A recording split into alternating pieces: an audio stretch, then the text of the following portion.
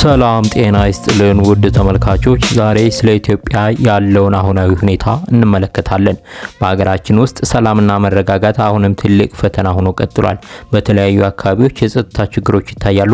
ዜጎችም በህይወታቸው እና በንብረታቸው ላይ የሚደርሱ አደጋዎችን በስጋት ይከታተላሉ። በሃይማኖት፣ በዘርና በፖለቲካ አመለካከት ምክንያት የሚፈጠሩ ግጭቶችና ጥቃቶች አሁንም የሚያሳስቡ ጉዳዮች ናቸው። ብዙ ዜጎች መንግስት የህግ የበላይነትን በሚገባ ማስከበርና የዜጎችን መብት መጠበቅ አልቻለም በማለት ቅሬታቸውን ያሰማሉ። ከዚህ በተጨማሪ የኑሮ ውድነት በእጅጉ ጨምሯል። የምግብ፣ የቤት ኪራይ፣ የመጓጓዣና የመሰረታዊ ልማት አገልግሎቶች ዋጋ በየጊዜው እየናረ ነው። በሌላ በኩል ደሞዝና የገቢ ዕድሎች ከዋጋ ንረቱ ጋር አልተመጣጠኑም የሚል ቅሬታ በህዝቡ ዘንድ ይሰማል። መንግስት በበኩሉ ስለ ኢኮኖሚ እድገት፣ ስለ ኮሪደር ልማት፣ ስለ ግብርና ምርት መጨመርና ስለ ኤክስፖርት መሻሻል ይናገራል። ነገር ግን ብዙ ዜጎች ይህ እድገት በእለት ተዕለት ኑሯችን ላይ ለምን አልታየም የሚል ጥያቄ ያነሳሉ።